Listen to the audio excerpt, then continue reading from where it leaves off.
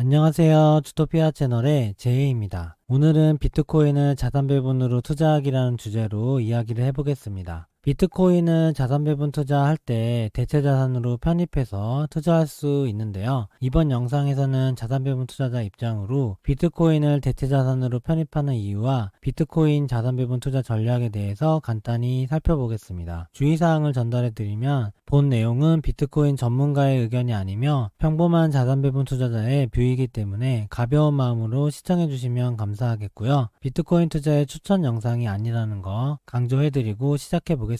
비트코인이 나온 지가 벌써 13년 차가 돼서 비트코인의 정의는 웬만하면 알고 계시겠지만 간단하게 한번 정리하고 넘어가겠습니다. 비트코인은 정보 단위인 비트와 동전인 코인의 합성어로 2009년 1월에 사토시 나카모토라는 필명의 프로그래머가 개발을 했어요. 온라인 거래상에서 쓰이는 가상화폐고 컴퓨터 프로그램으로 수학 문제를 풀어서 직접 비트코인을 채굴하거나 채굴된 비트코인을 거래소에서 매매하기도 하고요. 비트코인은 완전한 익명으로 거래되며 컴퓨터와 인터넷만 있으면 누구나 계좌를 개설 가능한 게 특징이고 총 발행량은 2100만 개로 한정이 돼 있어서 4년마다 반감기가 있도록 설계가 돼 있는데 2100만 개가 되는 순간 비트코인의 숫자는 한정되고 더 이상 늘어나지 않게 됩니다. 비트코인이 2017년에 투기적 강풍을 이뤄낸 이후에 투기적인 상승장의 말로가 항상 그렇듯이 비트코인과 가상화폐도 잊혀져 가는 듯 하다가 다시 2019년서부터 새롭게 재평가되기 시작했는데요.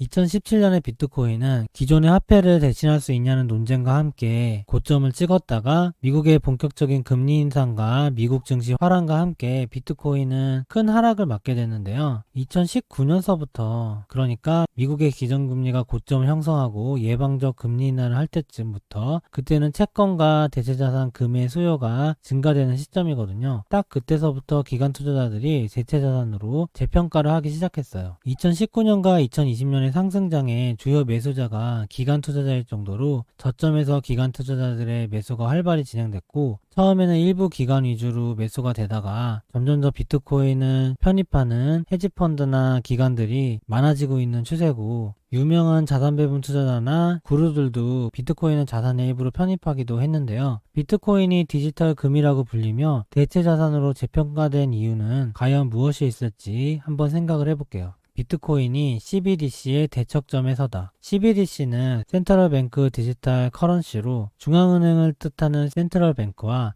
디지털 화폐, 디지털 커런시를 합친 용어를 말하고요. 각국의 중앙은행이 발행한 디지털 화폐를 뜻해요. 중국이 디지털 위안화를 2020년에 시작을 했죠. 다수의 국가들이 중국에 이어 중앙은행의 디지털 화폐 발행을 검토 중이고 이미 적극적인 검토를 하고 있는 나라들도 있고 미국은 아직까지 중립이지만 점점 더 검토 분위기로 가고 있고요. 최근 한국은행에서도 검토를 하고 있는 걸로 알고 있어요. 그러다 보니 앞으로 미래에는 중앙은행의 종이화폐와 디지털 화폐가 공존하는 시기를 거쳐서 미래의 어느 시점부터는 완전히 디지털 화폐화되는 순서로 가는 거 아니냐라는 전망이 나오게 됐고 중앙은행의 디지털 화폐는 정부와 중앙은행에게는 큰 이득이 있는데 화폐 유통 단계를 추적할 수 있어서 금융의 투명성 제고에 큰 역할을 하거든요. 근데 현재 통화량 기준으로 전 세계 통화량의 약 20%가 지하경제로 유통되고 있다는 시각이 있는데 만약에 전체 통화량이 다 디지털화 되면 이 지하경제에 유통되는 통화량은 결국에는 양성화돼야 되는 상황이잖아요. 근데 지하경제로 유통돼야 되는 이유가 있는 거죠. 중국 같은 경우는 그림자 금융이라는 게 있고 우리나라 같은 경우는 많이 좋아지긴 했지만 아직까지 지하경제의 규모가 상당하고요. 그리고 미국의 달러도 달러 지폐를 활용한 지하경제 유통이 전 세계적으로 일어나고 있거든요. 이런 이유로 노출되지 않고 보유하거나 유통되는 화폐량이 상당하거든요. 그 중에 일부를 금과 같은 대체자산이 역할을 하기도 하고요. 근데 앞으로 점점 화폐가 디지털화 되게 되면 이렇게 지하경제로 유통되던 돈들이 갈 곳이 없어지는 거죠. 근데 비트코인은 탈중앙화돼 있고 현재 가상화폐 중에서 가장 널리 유통되고 있고 가치 저장의 역할이 확실하죠. 여태까지 비트코인의 가치 상승 역사를 보면은 확실히 알 수 있죠. 그리고 현재 신용화폐처럼 중앙은행이 마음대로 돈을 찍어내는 게 아니라 총량이 정해져 있죠. 이런 의미로 중앙은행의 디지털 화폐인 CBDC의 대척점으로 부상하게 되는 거예요. 그러니까 양지에서 CBDC가 활성화될수록 음지에서는 비트코인이 활성화될 수밖에 없는 거죠. 화폐를 대신한다는 거는 대체자산인 금과 비슷한 성격인데요. 비트코인만의 플러스 알파가 있는데, 금은 원래는 중앙화되지 않았었는데 금 파생 상품을 개발하면서 금 ETF, 금 선물 등으로 일반인과 기관 투자자에게 크게 유통되게 됐고, 결국에는 금 선물 시장을 통해서 금 가격을 조정할 수 있는 중앙화가 좀 일어났거든요. 그래서 최근에 흐름을 보면 금이 안전자산으로 화폐를 대체하는 흐름을 보이지 못하고 오히려 주식이나 위험자산과 동조화된 흐름을 보일 때도 있고 그러거든요. 탈중앙화 측면에서 비트코인은 금보다 조금 더 유리한 것 같고, 널리 유통된 거는 금과 비슷하긴 하지만 오히려 금은 금괴를 실물 보유할 수 있지만 현실적인 공간의 제약이 있는 반면에 비트코인은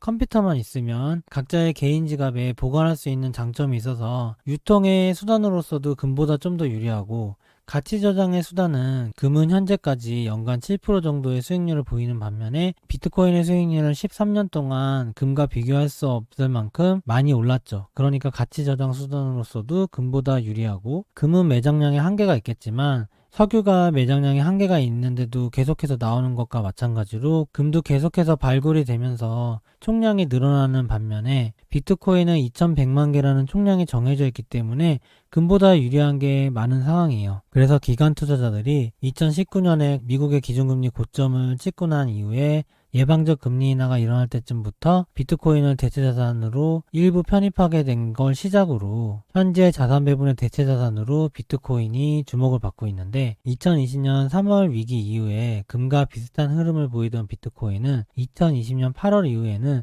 금과 디커플링이 일어나게 됐어요. 디커플링은 금과 흐름이 달라졌다는 얘기고요. 2020년 3월서부터 8월까지는 금과 비트코인이 동시에 올랐는데 8월 이후에는 금은 가격이 떨어지고 비트코인은 가격이 계속해서 올랐거든요. 이때부터 시작된 게 미국의 금선물 시장 규제인데, 미국이 금선물과 은선물의 증거금을 대폭 늘리면서 선물 시장의 레버리지를 축소하고 금선물 매도 물량을 계속해서 내놓는 바람에 금 가격이 떨어지게 됐어요. 금 가격을 떨어뜨린 이유는 여러 가지가 있겠지만 전통적으로 금은 진정한 돈이라고 불리우고, 미국이 3월 달에 엄청난 양적 완화와 제로금리로 들어갔기 때문에, 그리고 달러화가 약세화가 들어서면서 아마 연준이나 미국의 정부에서 지나친 금 가격 상승은 기축통화로서의 달러의 가치에 도움이 되지 않는다고 생각해서 금 가격을 통제한 게 아닐까, 이런 생각이 드는데, 과거에도 미국이 돈을 많이 풀 때 이런 일이 있었고 금을 아예 보유하지 못하게 했던 적도 있었거든요. 일반인들은 보통 ETF나 실물금을 보유하게 되는데, 선물시장 규제로 실물이나 현물금 가격을 통제함으로써 효과적으로 가격을 방어했고, 금 규제를 이렇게 하다 보니까 기관 투자자들은 이 상황을 다 알고 있잖아요. 금을 대체할 대체자산의 수요가 증가하게 된 거죠. 근데 아까 말씀드린 것처럼 대체자산으로서의 비트코인이 금보다 뛰어난 점도 많기 때문에, 다만 전통적인 자산이 아니라 기관 투자자도 편입하는 데는 시간이 필요했죠. 근데 점점 더 기관 투자자들이 비트코인을 자산 배분의 대체자산으로 보고 있는 상황이고, 비트코인은 기존 화폐를 대신하는 대체자산,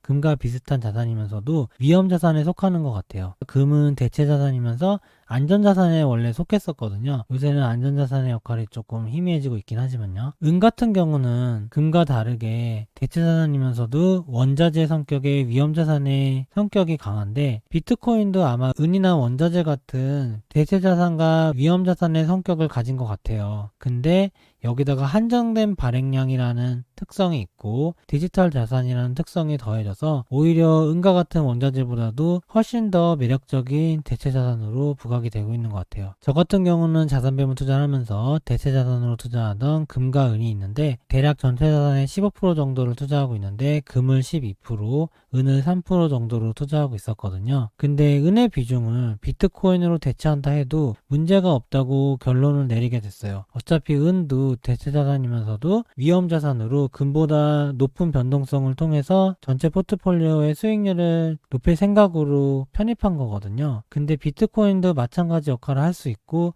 오히려 은보다 효율적인 투자를 할 수 있기 때문에 비트코인으로 대체해도 현재 문제가 없다고 생각을 하게 된 거죠. 만약에 이런 생각을 제가 제일 먼저 하지도 못했겠지만 저만 하고 있었다면 실행할 수 없었겠지만 이미 발빠른 헤지펀드나 기관을 중심으로 금 규제를 피한 비트코인의 대체자산 투자가 확정적으로 일어나고 있는 상황에서 저 같은 개인 자산 배분 투자자도 이런 흐름을 따라서 비트코인을 대체 편입한다고 해도 큰 문제가 없는 것 같고, 다만 비트코인은 변동성이 너무 커요. 은에 비해서도 훨씬 큰 것 같거든요. 중앙은행이 규제할 수 있는 리스크도 있어요. 그래서 레이 달리오는 최근에는 좀 더 비트코인에 긍정적인 뷰를 가지고 있지만 수개월 전만 해도 비트코인이 이런 리스크 때문에 좋지 않다는 말도 하고 그랬었거든요. 최근에 유럽의 중앙은행에서 나온 얘기인데 투자해서 모두 잃어도 되는 돈만 비트코인에 투자해라 이런 식으로 경고도 하고 그랬거든요. 중앙은행이 현재는 비트코인을 규제를 하고 있진 않아요. 금을 규제하고 있느라고 오히려 비트코인으로 유동성이 흐르는 거를 방치하고 있는 느낌도 있거든요. 근데 어느 선에서는 중앙은행이 규제를 할 수도 있겠죠. 그래서 전체 자산의 너무 많은 비중을 비트코인으로 투자하는 거는 저는 좋지 않다 생각을 하고, 소량의 비중만 투자하는 정도로 리스크를 관리할 수 있다는 전제하에 투자할 수 있다고 생각을 하고 있고, 기축통화의 대체자산인 금의 성격을 지니면서, 그래서 비트코인은 디지털 금이라고 불리죠. 위험자산이기도 하고 주식과 상관지수가 비교적 낮아요. 비트코인은 유동성의 힘에 의해서 오르는 게 많기 때문에 유동성이 감소될 때, 그러니까 금리 인상기라든지 그럴 때는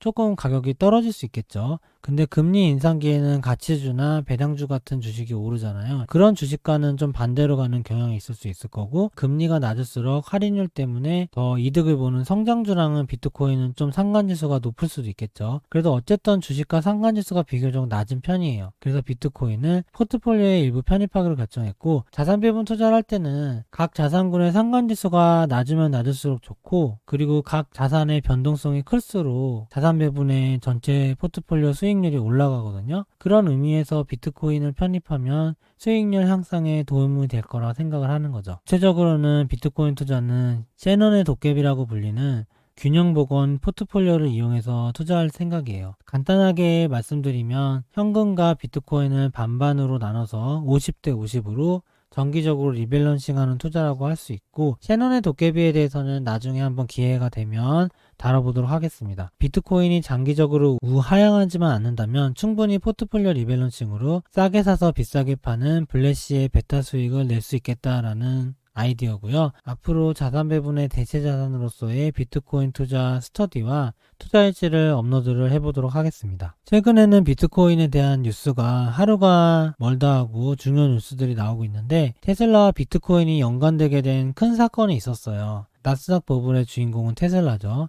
테슬라가 기업 현금의 10%에 해당되는 15억 불의 돈, 우리나라 돈으로는 17조 원이나 되는 돈을 비트코인을 사서 보유하겠다고 SEC 미국 증권위원회에 공시를 했어요. 이미 사고 나서 공시를 한 건데요. 테슬라가 시총에 비해서 기업 현금 흐름이 많은 회사는 아니지만 S&P 500과 나스닥 지수에 편입되어 있는 현재 가장 시장을 주도하고 있는 테슬라가 현금의 10%나 보유한다는 거는 어떻게 보면은 비트코인의 가격에 따라서 테슬라의 재무 가치가 변동될 정도로 엄청난 돈을 비트코인을 산 거거든요. 이걸 과연 왜 이렇게 했을까 라고 생각을 할 수 있는데, 뭐 여러 가지 설이 있겠죠. 나중에 한번 다뤄보도록 하고요. 이렇게 1등 기업 테슬라가 비트코인을 사다 보니까 애플에서도 전자지갑 같은 거를 할 수 있다는 얘기도 나오고, 다른 기업들도 추가적인 투자 결정을 뒤따를 가능성이 있다고 생각이 드는 거죠. 테슬라가 이렇게 사기 전에 조금 유명하지 않은 기업들은 비트코인을 매수해서 보유한 기업들도 있긴 있었어요. 근데 정말 누구나 인정하는 1등 기업 테슬라가 10%나 샀다는 게 정말 시장에 큰 충격이었죠. 이제는 테슬라가 전기차 관련주인지 비트코인 관련주인지 모를 정도가 돼버린 거니까요. 2017년과 2020년 초반에 미국 기업의 강세장에 애플과 보잉 같은 미국의 대형 우량주들이 자사주 매입을 주도를 했어요. 트럼프가 많이 길을 열어준 것도 있지만 이때 자사주 매입을 하면서 기업의 잉여 현금흐름으로 자사주를 사다 보니까 기업의 ROE가 올라가고 투입 자본 대비 수익성이 증가되니까 주가가 계속해서 강세장을 보였었거든요. 그런 배경이 있었는데 2021년 이후에 만약에 비트코인이 아까 말씀드린 이유로 계속해서 상승을 하고 있는데 미국 기업들이 이런 강세장에서 현금을 비트코인으로 일부만 자산으로 편입했다고 생각했을 때 자산의 가치가 계속해서 증가하면 기업의 재무제표가 훨씬 좋아지겠죠. 기업의 주가가 올라갈 수도 있는 거잖아요. 그런 어떤 버블의 동력이 될 가능성이 있지 않나 저는 조심스럽게 생각을 해보고 있고, 이번 버블은 지금부터 시작이라고 제가 블로그와 유튜브에서 여러 번 말씀드리고 있는데, 버블의 동력이 그냥 거대한 유동성 기반으로 생각을 했었는데 이번에 테슬라와 비트코인의 만남이 좀 심상치 않은 것 같아요. 이번에 거대한 버블에 새로운 모멘텀으로 부상해서 이번 버블을 이끌어가지 않을까 이런 생각을 하게 되더라고요. 물론 버블이 꺼질 때는 테슬라와 비트코인이 같이 위험에 빠질 수 있겠죠. 비트코인이 진화되는 과정을 보면 2017년에는 기존 통화를 대체하지 않을까 하는 새로운 가상화폐라는 기능적인 측면으로 부각이 됐고, 표면적으로는 개인 투자자 위주의 장이었다고 볼 수 있어요. 그리고 약간 투기적인 성격을 띄었었고 급락하고서 2년 정도 쉬게 됐죠. 이 날짜를 보면은 미국 연준의 기준금리의 흐름과 좀 비슷한데 2017년서부터는 금리가 인상된 거고 2019년서부터는 금리가 인하된 거거든요. 금리가 다시 인하되니까 대체 자산이 필요했는데 이때 재평가가 되게 된 거예요. 기관 투자가가 주도하게 됐고, 예전에는 금과 현금이 대표적인 대체 자산이었다면 거기에 비트코인이라는 옵션이 추가가 되게 된 거죠. 2021년서부터는 테슬라가 테이프를 끊었는데 기업의 현금 보유액에 대체자산 편입으로서의 수요가 생기게 되는 거죠. 기업들까지 비트코인을 투자하게 되는 거예요. 그리고 버블이 꺼지기 전까지는 각국 정부와 중앙은행이 비트코인을 자산으로 인정할 거고 과세 체계로도 편입할 거고 ETF도 출시할 거죠. 지금 캐나다는 ETF가 출시됐고 유럽은 예전에 출시됐고요. 미국도 기다리고 있죠. 비트코인이 이렇게 대중화되면서 금이 ETF가 나오면서 대중화가 된 것처럼 비트코인이 그 절차를 밟아서 점점 더 대중화가 되겠죠. 이때가 아마 최고 버블을 이루지 않을까 싶고, 아마 이번에 거대한 버블은 연준이 기준금리를 올리고 수년 안에 일어날 거라 생각하는데 그때까지는 비트코인도 버블의 중심에서 큰 시세를 내지 않을까라는 생각을 하고 있어요. 앞으로 자산 배분 투자에서 대체 자산으로서의 비트코인 투자의 스터디와 소식들을 간간히 알려드리고, 저는 지금 자산 배분 투자에서 대체 자산으로 비트코인을 편입한 지가 한 달 정도 된 것 같아요. 원래 계획은 3달 전부터 하려고 그랬었는데 그때 한 비트코인이 1비트에 2천만원 정도 했을 때거든요. 그때 기관 투자자들이 많이 하고 있다는 소식은 들었기 때문에 저도 시작을 하려고 했다가 못하고 좀 뒤늦게 시작하게 됐는데 한 달 됐고요. 저도 한 40% 정도의 수익이 현재 난 상황이고, 전체 자산에 저는 비트코인은 2% 정도 하고 있는데 2%만 편입해도 제가 하고 있는 방식의 안정적인 자산 배분 투자에서는 변동성이 상대적으로 커서 큰 영향을 받는 편이고, 이게 2%만 편입해도 지금 한 달 동안 오른 금액이 전체 자산 배분 투자의 수익에 거의 3분의 1 정도를 수익을 내고 있거든요. 거꾸로 얘기하면 2%만 편입해도 비트가 떨어지면 제 수익률이 반토막 날 수도 있다는 소리예요. 그러니까 비트코인은 변동성이 엄청 크기 때문에 주의해서 투자하셔야 되고, 저는 자산 배분 투자자 입장으로서 계속해서 이야기를 이어가 보도록 하겠습니다. 오늘 영상은 이만 마치겠습니다. 좋아요와 구독 부탁드립니다. 감사합니다.